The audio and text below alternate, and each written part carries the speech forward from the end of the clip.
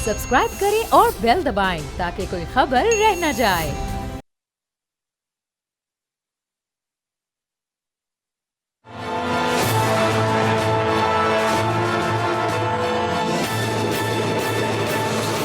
अस्सलाम वालेकुम, मैं उमर बाब जहांगीर। आप देख रहे हैं प्रोग्राम तज्जिया। और बजट के बाद अब तक जो अहम सियासी मुलाकातें हैं उसका सिलसिला जारी है।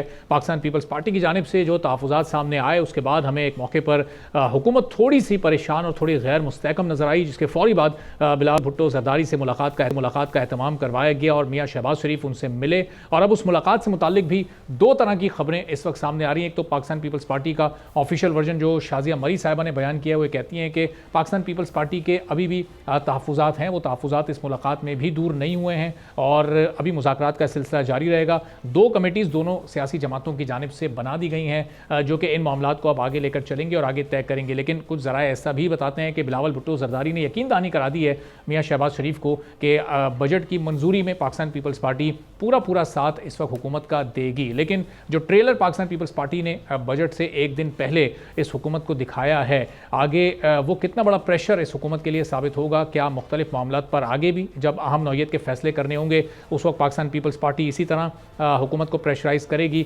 और अपनी मर्जी के फैसले करवाने में कामयाब रहेगी। ये इत्तेहाद कब तक चलेगा? चूँकि अमली तौर पर पाकिस्तान पीपल्स पार्टी हुकूमत का हिस्सा नहीं है, विफाक में शामिल नहीं है, वजारतें उनके पास नहीं है, लेकिन बहरहाल किसी हद तक गैर मशरूत और मशरूत हिमायत उनकी ज़रूर इस हुकूमत के साथ है जब ये हुकूमत अभी चल रही है। और फिर ज़ाहिर जो एक इस वक्त अपोजिशन जमात है वो तो उसका एक रिएक्शन इस बजट के बाद आना था ही। ईद के बाद वैसे भी उन्होंने अपनी तहरीक के आगाज़ का ऐलान किया था।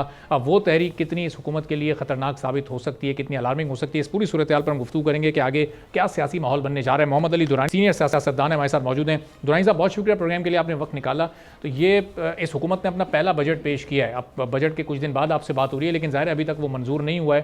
तो जब ये मंजूर भी अगर कमोबेश इसी हालत में हो जाता है जो तजावीज़ सामने आई हैं, तो कितनी तब्दीली एक आदमी की ज़िंदगी में आप देख रहे हैं जो कि पहले इस वक्त बड़ी मुश्किल में है, और फिर आगे इसके बाद क्या सियासी माहौल बनेगा, यानी इस बजट के क्या सियासी असरात मुरतब होंगे पाकिस्तान की सियासत पर?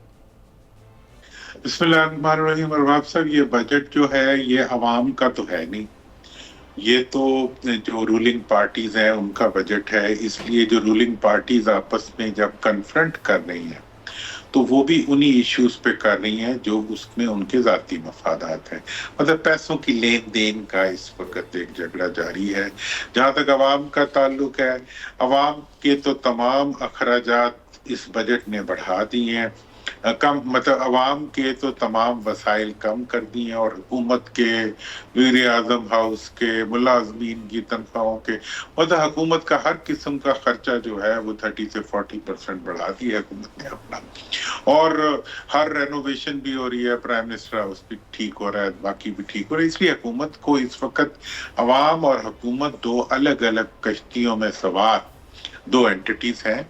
और जो जहां तक सवाल है इस वक्त पीपल्स पार्टी और पीएमएलएन के दरमियान जो इस वक्त एक झगड़े की कैफियत है, ये बिल्कुल वैसा ही झगड़ा है जो एक ही कश्ती में सवार दो सवारियां जो हैं वो आपस में कर सकती हैं, क्योंकि कश्ती का चलना उनकी बका है और कश्ती में सुराख करना उनकी इंतहा है। तो लिहाजा ये एक ऐसी जंग है जो दो एक ही कश्ती के सवार दो मुसाफिरों ने अपने अपने मफाद के लिए शुरू की हुई है, और ये उस दिन तक जारी रहेगी जिस दिन तक कश्ती डूबेगी। अच्छा। मतलब जब ये हुकूमत खत्म होगी तो ये झगड़ा भी खत्म हो जाएगा, या भी हुकूमत का इख्तितार। इसलिए इनमें से कोई इस हुकूमत को खत्म करने के लिए कोई किरदार अदा नहीं करेगा। लेकिन इसमें एक पहलू जरा अहम है। पीएमएलएन का तो सबको पता ही है, लेकिन पीपल्स पार्टी के बारे में थोड़ा सा ये कॉन्सेप्ट था कि ये मफाद की सियासत करती है, लेकिन ये जो एक मुनाफिकत का एलिमेंट अब आ गया है बीच में कि जी गवर्नर चला गया जी दस्तखत कर, मतलब अवाम के सामने टोपी ड्रामे की सियासत जो थी ये पीपल्स पार्टी का वो नहीं था, मतलब तरीका का। तो अब उन्होंने भी वही रवैया जिसमें कि आप एक कहते कुछ हैं, करते कुछ हैं, चाहते कुछ हैं, एक्शन कुछ और करते हैं, वही करना शुरू कर दिया। तो मैं समझ रहा हूँ कि अब दोनों खरबूजे एक से रंग के हैं और इनके आपस के ज्यादा पैसे दो कम पैसे दो के ऊपर झगड़ा जारी रहेगा और इस झगड़े के नतीजे में अवाम की तवज्जो जो है वो असल इश्यूज से हटाने की कोशिश तो जारी दुरानी साहब, रहेगी। ये कश्ती के तैरने या फिर डूबने का जो पूरा दारोमदार है वो पाकिस्तान पीपल्स पार्टी के ही ऊपर है। अब एक तरफ वो हुकूमत में भी शामिल नहीं होते बाज़ाब्ता और बाकायदा तौर पर, वो वजारतें भी नहीं लेते, कैबिनेट में भी नहीं होते, लेकिन जब कोई बड़ा फैसला आता है तो वो कहते हैं कि हमसे मुशावरत नहीं की गई, हमसे मुशावरत भी करें। अब ये उनकी डिमांड क्या सियासी तौर पर जायज़ है? जब आप हुकूमत का अमली तौर पर हिस्सा ही नहीं है तो फिर आपसे क्यों किसी मामले पर मुशावरत की जाए? फिर क्यों आप ब्लैकमेलिंग या प्रेशराइज करने की सियासत पर चलते हैं? देखें, ये तो मैंने कहा ना कि देखें, डूबने के अंदर तो कोई रोल प्ले नहीं करेगा, ना पीपल्स पार्टी करेगी ना पीएमएलएन करेगी, दोनों एक दूसरे को जिंदा रखेंगे। अब दोनों की सियासी मफादात एक दूसरे के साथ रिश्ता अज़वाज में क्या होता है, रिश्ता अज़वाज में मुंसलिक हो चुके हैं। अब ये एक दूसरे से नहीं हट सकते। इनके मुकाबले में एक शेर बैठा हुआ है या एक बहुत बड़ा अजदहा बैठा हुआ है जो उनको खाने को तैयार है, तो इन्होंने तो इकट्ठे रहना है और इनके मुकाबले में अवाम बैठे हुए, इनकी हुकूमत खत्म करने वाले इस मुल्क के अवाम होंगे, इस मुल्क के इदारे होंगे। ये खुद एक दूसरे की हुकूमत नहीं खत्म करेंगे। इनकी असल में इनकी इस जंग का ये इतना एक बचगाना खेल है जो ये कर रहे हैं और उसके इतने बुरे असरात इनकी अपनी सियासत पे, इनकी लीडरशिप की डेवलपमेंट पे पड़े।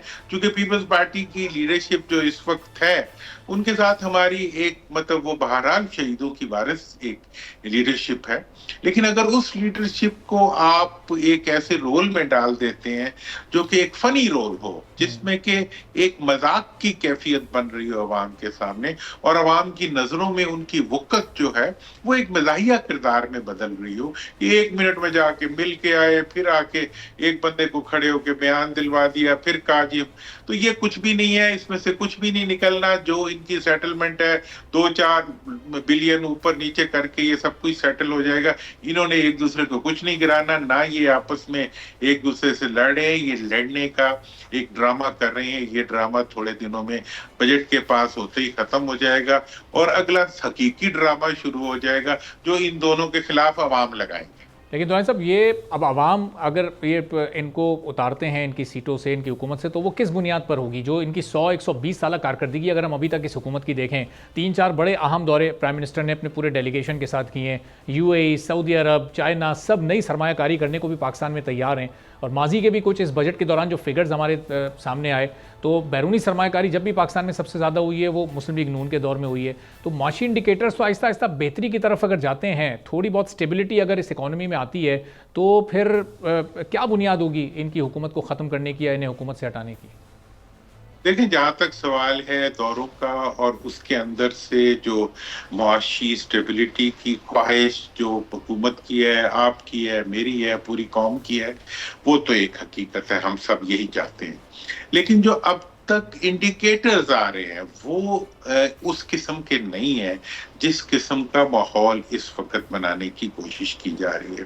तमाम दोस्त ममालिक जो हैं वो आपसे ये मुतालबा कर रहे हैं कि आप मुल्क के अंदर पॉलिटिकल स्टेबिलिटी लाए।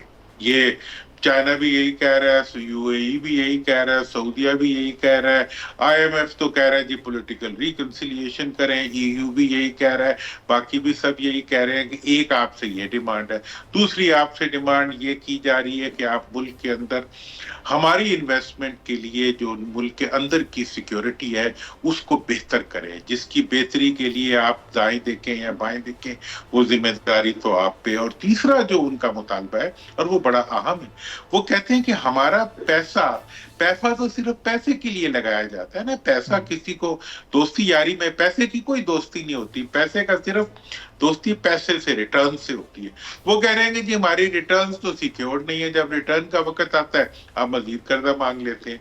इस वक्त जितने भी बड़े प्रोजेक्ट जिनको ये शुरू करने की बात कर रहे हैं, उस हद तक इनसे तो एक एयरलाइन की प्राइवेटाइजेशन भी नहीं हो रही। बाकी तो अब ये है कि मतलब आप एक आसमान बना दें इश्तिहार से और एक जमीन बना दें, हर चीज तब्दील कर दें, लेकिन इस वक्त के हालात जो हैं, मुआशी हालात, वो पूरी दुनिया आपको ये कह रही है कि आप अपने मुल्क के अंदर पॉलिटिकल स्टेबिलिटी लाएं, अपने अंदर पॉलिटिकल रिकंसिलिएशन लाएं, आप अपने मुल्क के अंदर इकोनॉमिक सिक्योरिटी लाएं और आप मुल्क के अंदर जो है मुल्क की सिक्योरिटी फराहम करें। और ये तमाम चीजों के लिए आपको सियासी इस्तेहकाम चाहिए होता है और टकराव को ओवरकम करना होता है। आप तो अपनी ये जो सियासी इस्तेहकाम की इस्तेलाह इस्तेमाल होती है, ये इसको ज़रा अगर आप आम मायनों में ज़रा आम लोगों के लिए डिस्क्राइब कर सकें, ये इससे मुराद क्या है? क्योंकि हम देखें इत्तेहादी हुकूमत है जिसमें कई जमातें मौजूद हैं और वो हुकूमत को लेकर आगे चल रही हैं। अपोजिशन हमारे सामने, अपोजिशन पिछली हुकूमतों में भी जेल में हुआ करती थी, उनके लीडर्स अभी भी उनके टॉप लीडरशिप जेल में।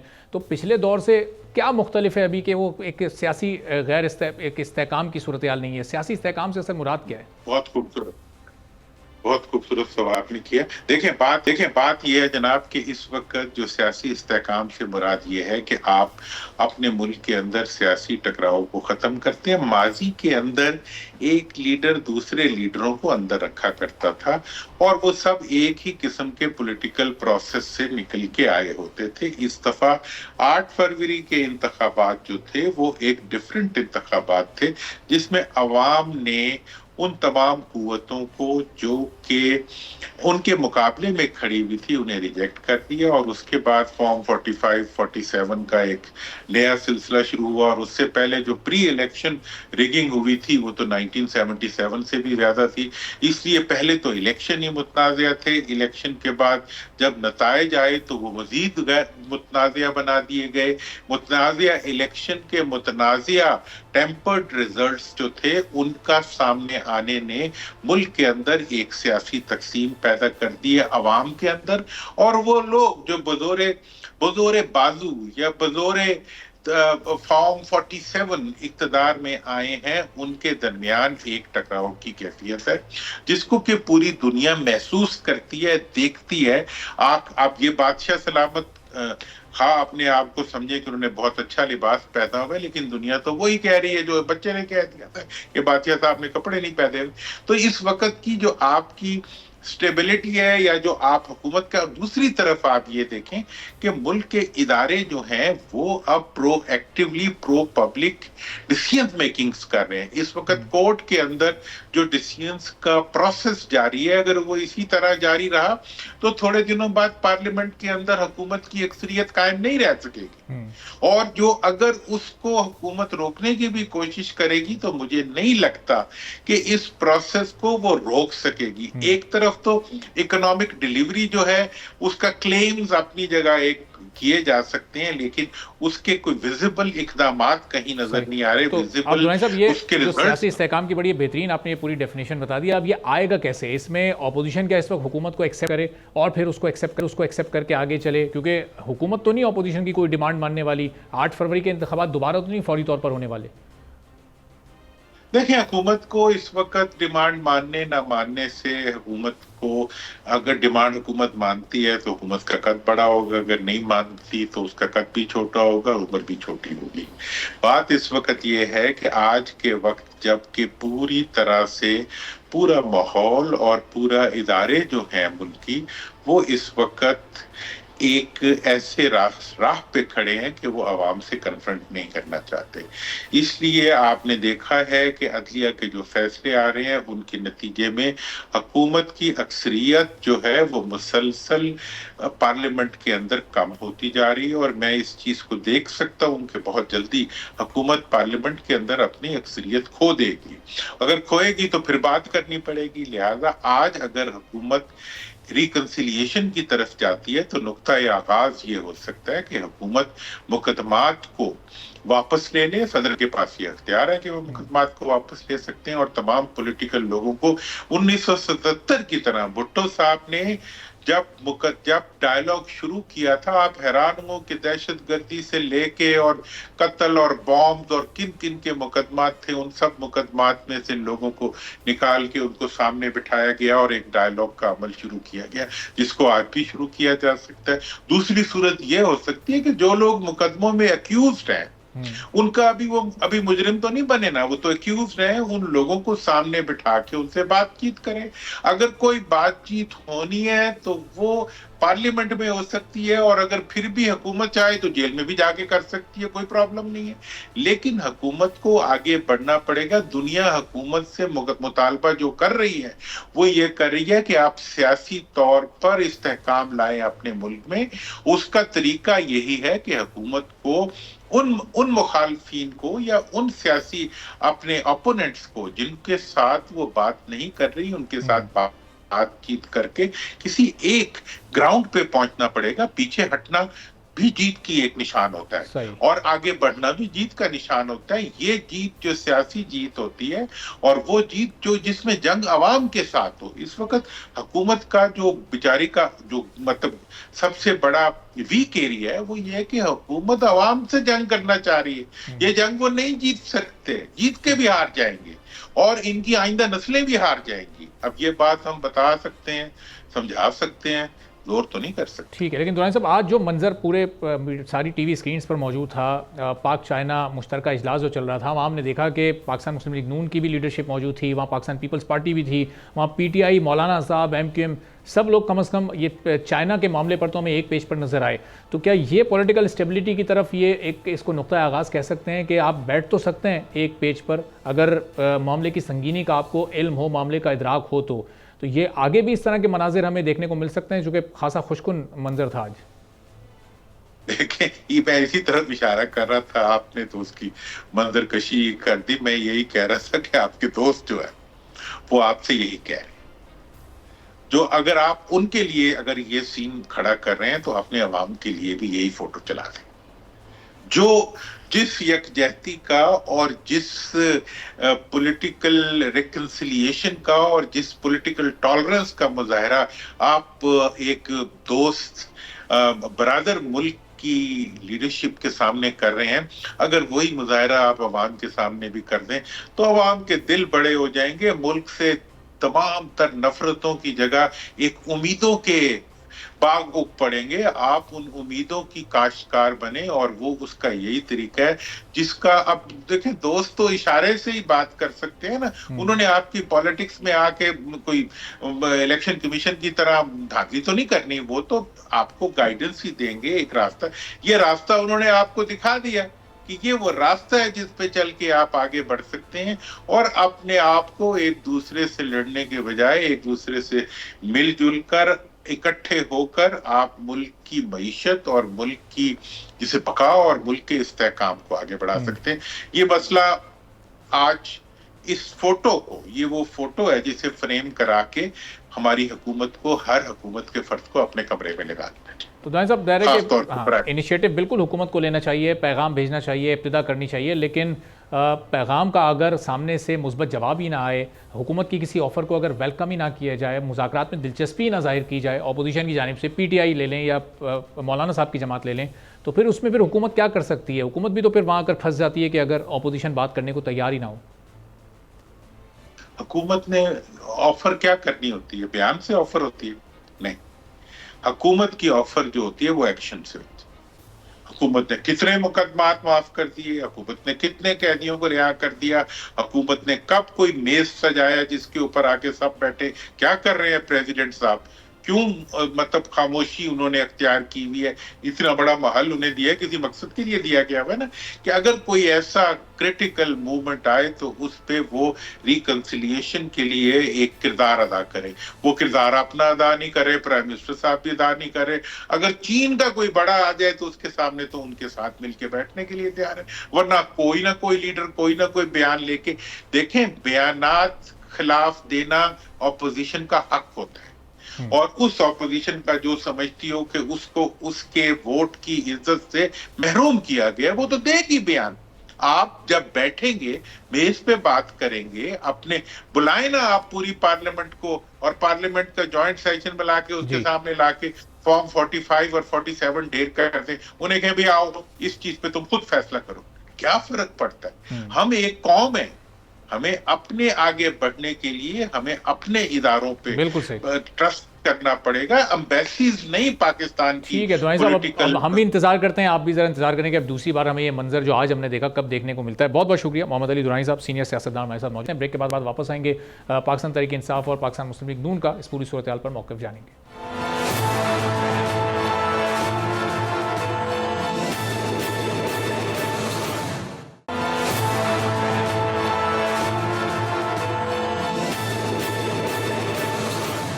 एक बार फिर प्रोग्राम में आपको खुशामदीद कहेंगे और आज पाकिस्तान चाइना का मुश्तरका मैकेनिज्म इजलास हुआ और उसमें वो मंजर देखने को मिला जो पाकिस्तान के इस मौजूदा सियासी हालात में करीब करीब नामुमकिन दिखाई देता है। यानी तमाम सियासी जमातें वहाँ पर एक पेज पर मौजूद थी। उसमें पाकिस्तान तहरीक इंसाफ जैसी बड़ी अपोजिशन की जमात, मौलाना फजल रहमान खुद उस इजलास में मौजूद थे।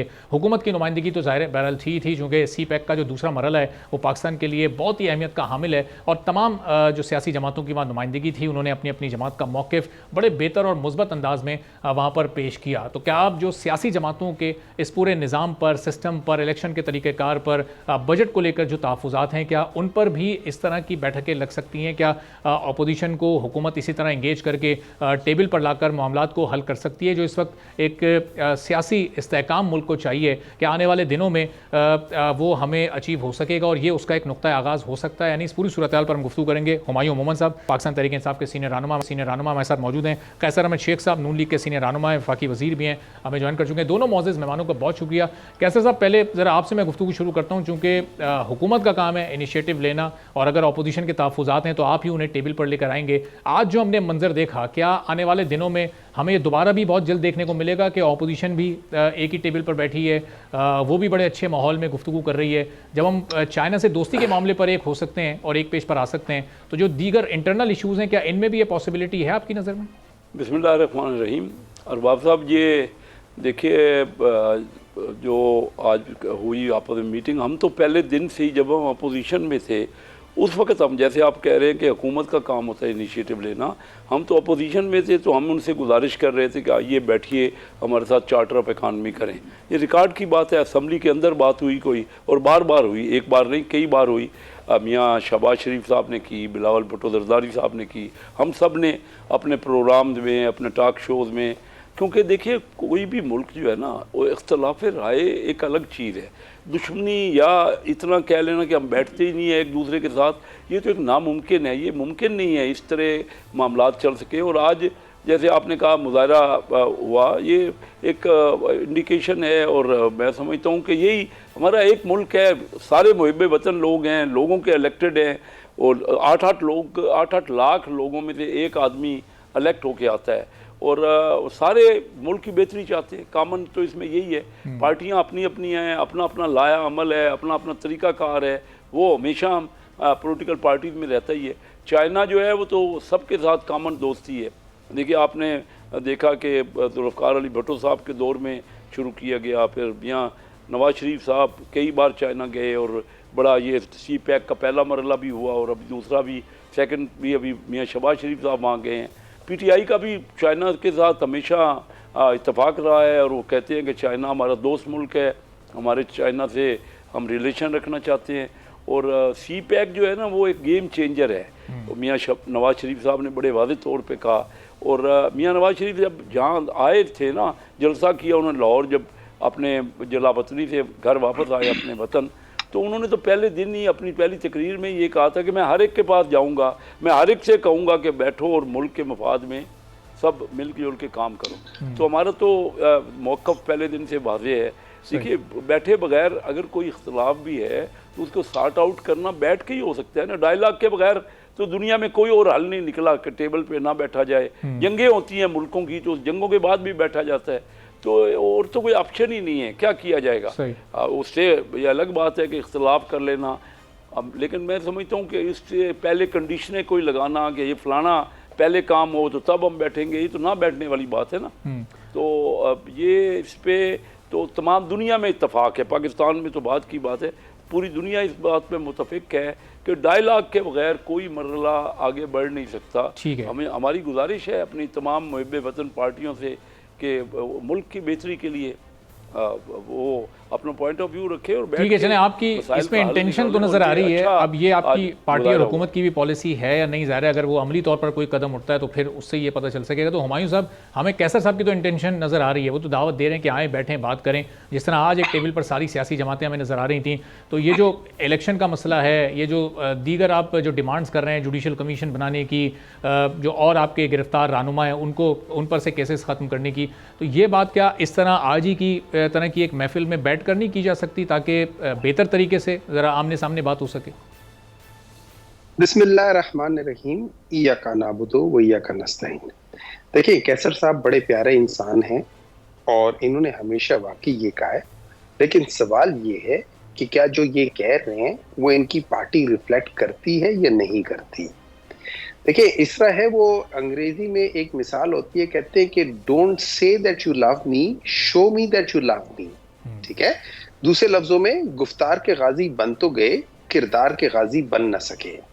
मैं कहना ये चाहता हूं कि जब आप किसी के साथ डायलॉग करना चाहते हैं और आपकी इंटेंशंस होती हैं कि हम मुल्क की वसी तर मफाद के लिए हम डायलॉग करना चाहते हैं, तो इमरान खान ने कहा हुआ है कि आप मुझे कन्विंस कर दें कि आप लोग मुल्क के लिए सही कर रहे हैं, मैं स्टेप बैक कर लूंगा, I let you do what you want to do, लेकिन पहले मुझे कन्विंस कर दे कि आप वाकई ये हैं। उसकी वजह ये कि जब हम पास्ट को देखते हैं, जो दो आज पाकिस्तान को जो 2 या 3 या 4 सबसे बड़े मसले हैं, उन सबसे बड़े मसलों के पीछे जो डिसीजन मेकिंग गलत हुई थी, उनमें अनफॉर्चुनेटली ये 2 पॉलिटिकल पार्टीज शामिल हैं। उनमें से एक जो पावर जनरेशन के ऊपर, पहले पीपल्स पार्टी, फिर मुशर्रफ और उसके बाद फिर PMLN, इन लोगों ने जो मायदे किए थे उसकी बेसिस पे आज अगर कोई कंपनी एक यूनिट भी नहीं बनाती तो वो 28 अरब रुपए प्रॉफिट लेकर चली जाती है।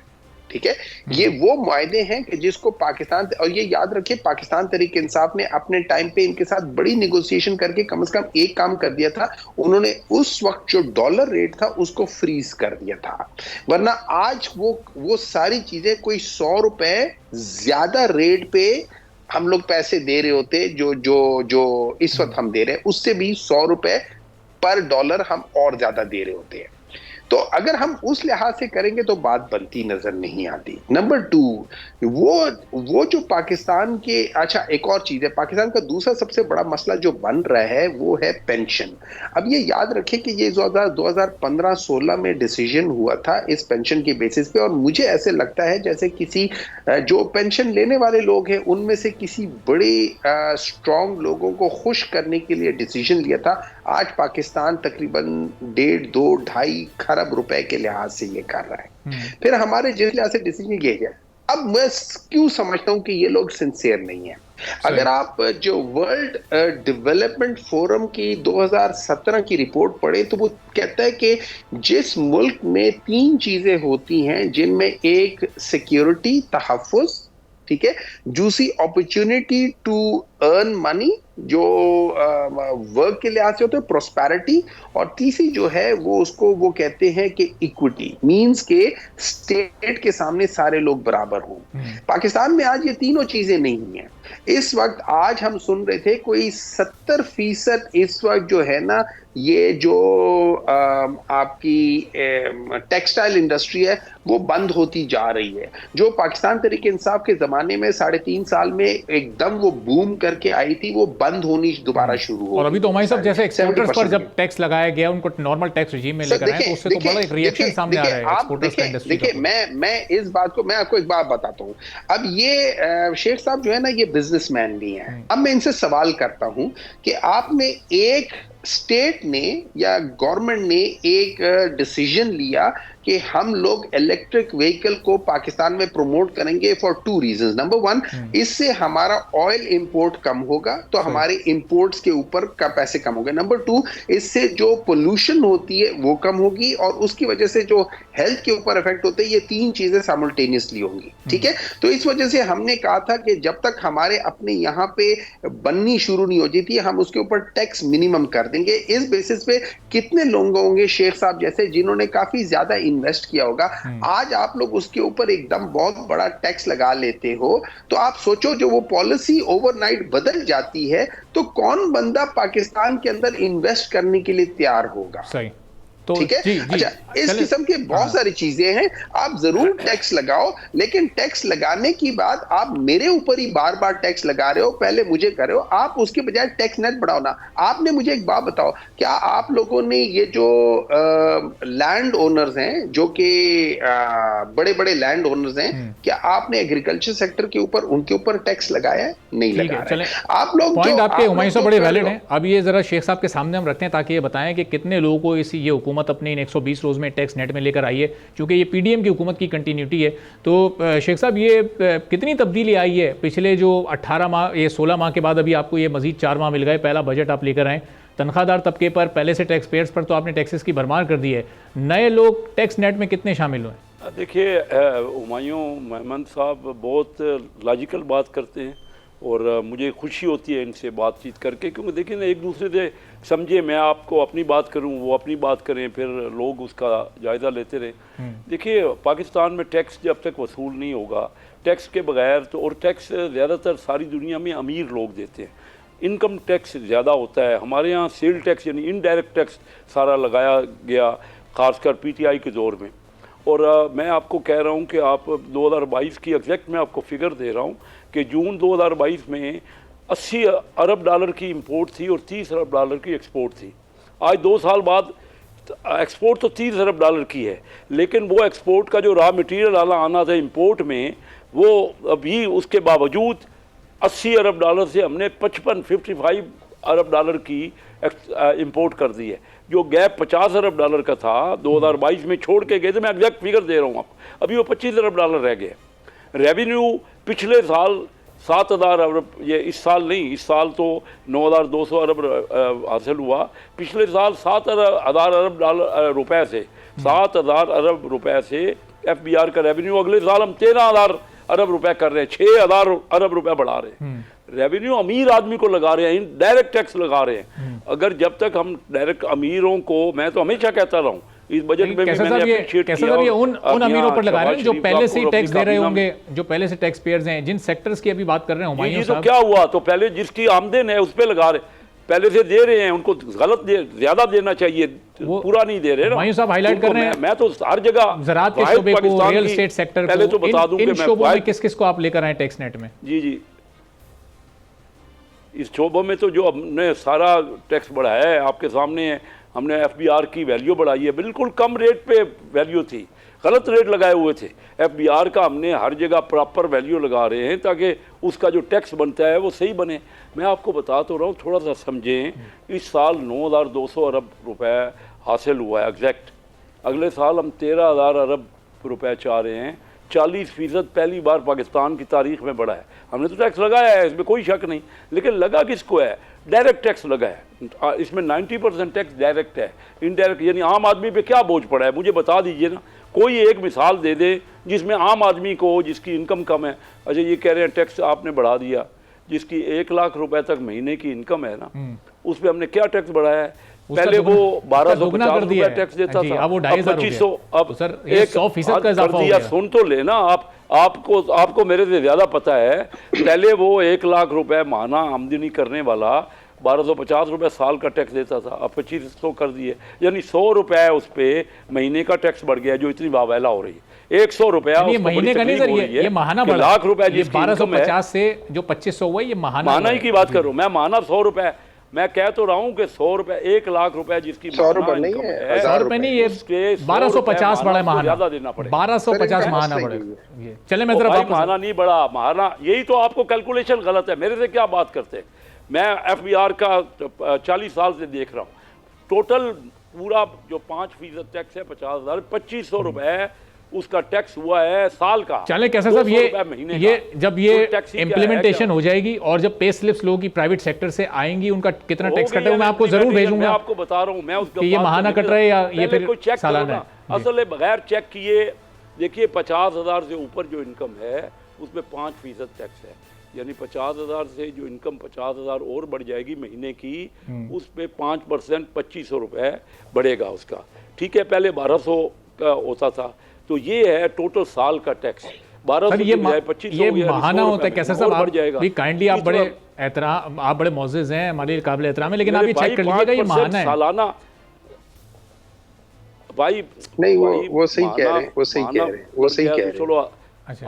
आप देखिए, बात ये है कि जी। टोटल टैक्स जो है उस पे जिसकी 1 लाख रुपए इनकम है, ठीक है, माना बढ़ गया 1200 रुपये महीना बढ़ गया, इसको इस तरह ले लिया, आप सही। कह रहे हैं सही जो बात है वो उसको ले जाए तो क्या उससे फ़र्क पड़ेगा। बात तो यही है कि पहले जो है उसकी इनकम भी तो 12 लाख है ना, लाख रुपए इनकम वाले की बात कर रहे हैं, उसकी 12 लाख रुपए पे अगर माना 1000 रुपया बढ़ गया तो कोई इतनी तकलीफ तो नहीं है ना। तो टैक्स में इसकी इज्जत बनेगी कि वो टैक्स पेयर है, वो पाकिस्तान को रेवेन्यू में हिस्सा ले रहा है और बाइज्जत उसको हर जगह उसको और एहतराम कैसर साहब, मिलेगा। इसके बदले तो जब वो जो तक उसका टैक्स टैक्स डबल हो रहा है, इसके ज़्यादा बदले हो- उसको फैसिलिटेशन क्या क्या मिलेगी हुकूमत की जानिब से, क्या क्या सहूलियात मिलेंगी इसके बदले? फैसिलिटेशन तो देखो उसने देनी है, उसके लिए उसको नहीं। देखो जो आम आदमी को हमने बेनज़ीर इनकम सपोर्ट में 1 करोड़ लोगों को जो दे रहे हैं हम 600 अरब रुपए, वो हमने बढ़ाया ना 25%, 27% बढ़ाया। तो उसको जो 1000 रुपये अगर दे रहा है तो किसको दे रहा है? उन गरीब लोगों के लिए दे रहे हैं ना, जो हमारे ही मुल्क के ऐसे लोग हैं जो अफोर्ड नहीं कर सकते। सही। तो उसमें क्या फ़र्क पड़ जाएगा उसको? अगर चलें हम ठीक है, लोग आगे आप बढ़ भी कह रहे हैं के कि आपकी नज़र में अपने कोई उन खास लोगों फर्क के नहीं लिए पड़ काम रहा, कर, अदरवाइज लेकिन जिसकी जेब से जा रहा है वो तो बड़ा महसूस करता है। इसके अलावा आपने पूछा क्या फ़र्क पड़ेगा? मैं अभी मौका साहब एक कैसे सवाल बात है कर ना, रहे थे? पूरी मेरी बात तो सुन अच्छा, लेना। सुन, बताएं। अगर डेवलपमेंट में उनका बढ़ गया, हमने डेवलपमेंट का जो टोटल एक्सपेंस है वो आप देख रहे हैं कि उन्होंने बहुत बड़ी तादाद में डेवलपमेंट बढ़ाई है। तो डेवलपमेंट आम आदमी के लिए नहीं होती। ठीक है। अगर रोड बनेगी, चलिए कैसे साहब, पॉइंट आपका आ गया, चूंकि वक्त थोड़ा कम है तो मैं चाह रहा हूँ जरा हुमायूं साहब का भी पॉइंट ऑफ व्यू इस पर आ जाए। तो हुमायूं साहब, आपके अपने दौर में जब ये आपने जी, हाईलाइट किए ज़रूर, सेक्टर ज़राअत का शोबा और फिर आपने रियल एस्टेट सेक्टर हाईलाइट किया, आपके अपने दौर में कितना टैक्स नेट बढ़ा ये इन सेक्टर्स में? कितने लोगों को आप लेकर आए टैक्स? शब्बर जैदी साहब के जो बयानात हैं वो सब हम सुनते रहते हैं पुराने। देखिए मैं आपको बता देता हूँ। जब पाकिस्तान तहरीक इंसाफ की गवर्नमेंट जब आई थी तो उस वक्त तकरीबन 7 लाख के करीब जो है ना वो टैक्स पेयर्स थे। हमारी जब गवर्नमेंट गई है वो 30 लाख से ऊपर टैक्स पेयर बन गए थे। अच्छा, जैसे अब ये कह रहे हैं ना कि इन्होंने वहां पे इंपोर्ट कम कर दिया, अब मेरा एक सवाल उठता है। देखिए, बिल्कुल सही, इंपोर्ट कम कर दिया। पाकिस्तान में रॉ मटेरियल भी जो है ना, जो भी आप बिजनेस कर रहे हैं, चाहे आप इवन कॉटन, आप जो पाकिस्तान की अपनी भी एक ग्रोथ है, अगर आप उस कॉटन को भी बना रहे हैं, कपड़ा बना रहे हैं, तो आप उसके लिए कॉटन इंपोर्ट करते हैं। ठीक है, तो मैं तो इसको इस तरीके से देखता हूं कि जब आप रॉ मटेरियल इंपोर्ट आपने कहा है कि कम हो गई है, तो इसका मतलब है बिजनेस भी कम हो गया। इसका मतलब है कि ओवरऑल जो सर्कुलेशन ऑफ मनी है वो कम हो गया है। आप जो रेवेन्यूज बता रहे हैं वो आपके रेवेन्यूज एक्सपोर्ट से नहीं हो रहे, वो आप टैक्सेशन से बढ़ा रहे हैं, वो टैक्सेशन से बढ़ा रहे हैं। करते रहेंगे। बहुत बहुत शुक्रिया कैसर मशीख साहब हमारे साथ मौजूद थे। इसी के साथ नाज़रीन आज के प्रोग्राम से इजाजत दीजिए। अल्लाह हाफ़िज़।